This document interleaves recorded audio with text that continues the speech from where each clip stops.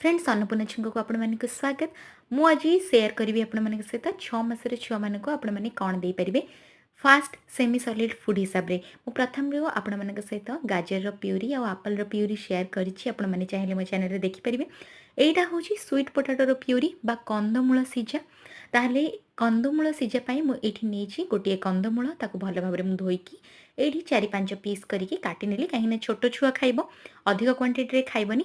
ताको बर्तमान कौन कली प्रेसर रे 2टा व्हिसिल देकी बाहर करनेली अल्प पानी देकी तापरे याको मु मैश करिकी जो पानीटा को मु देइथली प्रेसर रे से पानीटा ही एथरे देली आउ रेडी हे गला मोर कंदमूल सीजार प्यूरी बा स्वीट पोटाटो प्यूरी। आपण माने 6 मासर छुआ को आराम से एटा देई परिबे आउ एटा तापे बहुत ही हेल्दी। आपण माने एमिति बेबी रेसिपी देखिया पे मो चैनल को लाइक शेयर सब्सक्राइब करबा को जमार भूलिबेनी।